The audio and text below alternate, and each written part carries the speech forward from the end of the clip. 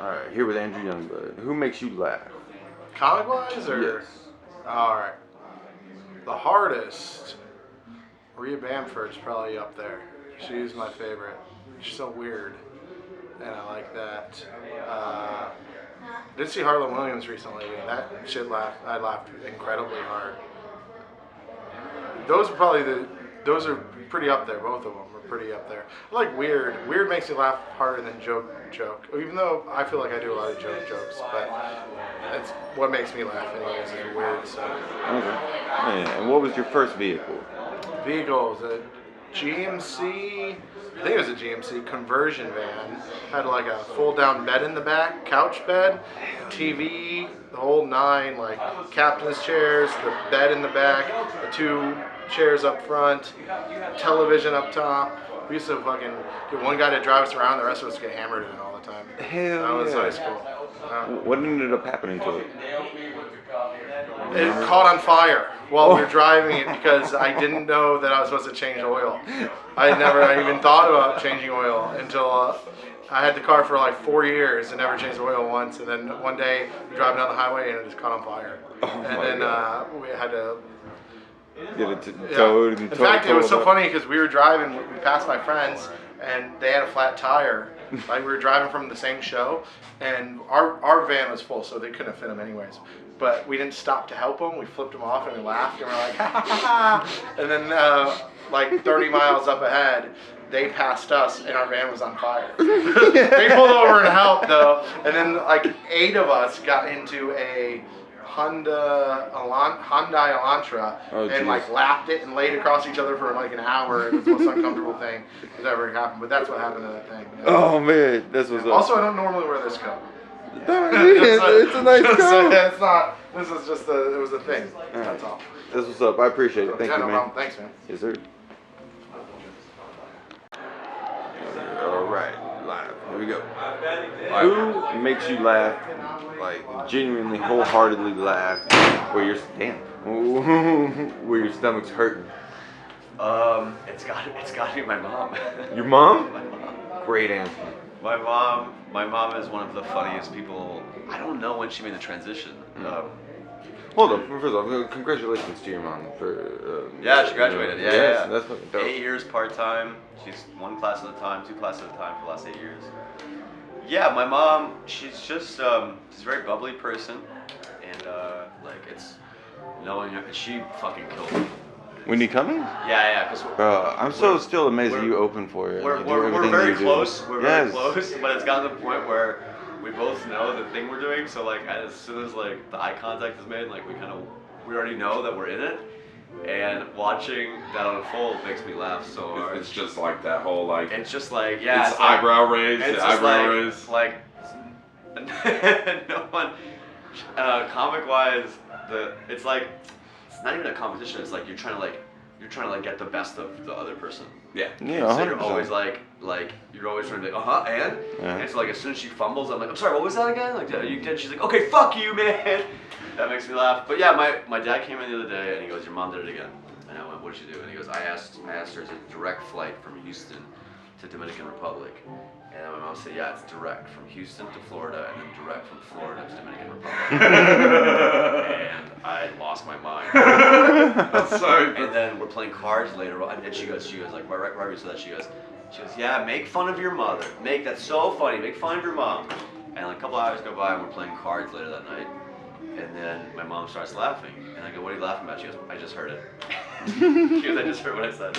I'm like, Bro, just hours later. She's like, you know what? There's nothing that I can write. It's funny that. So yeah, it's my mom. Hell yeah. And what was your first vehicle? My first vehicle. Later, see us. First vehicle was my last. First vehicle. I thought it was my Kia. It wasn't. It was in high school. The white one. It was a '93 white Nissan Altima. That was my dad bought it for me for like $2,000. That's a good car. And the outside was fucked, but the interior was immaculate. The interior was always like looked good. That's great. The interior was amazing. Like every part about it was good. But then that was like my first like hooked up in a car situation. Had a CD player. Like Like, that was it. You That was let me the, sleep in the back seat of that car. I came in that car a lot. A lot of cum in the back seat of that car. And also in the front seat of that car. That's why you never wanted to install the black light. Never. Never popular. Ah. Oh, gee.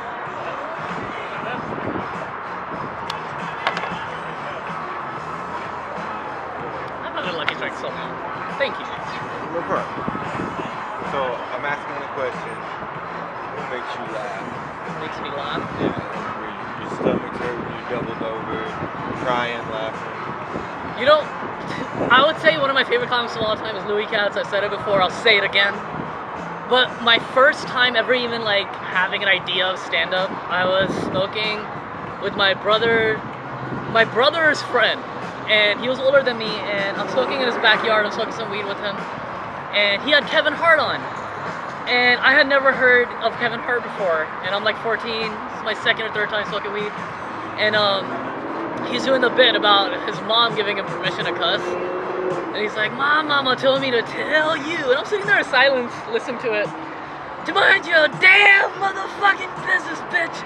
And I lost my shit. I actually like fell out of my chair of like just not being able to breathe. I'm laughing, dying. I'm like, what is this? I don't even know what it is. Yeah. I'm like, what is this? What is this guy doing? And he's like, this is stand-up comedy. You never heard of stand-up comedy?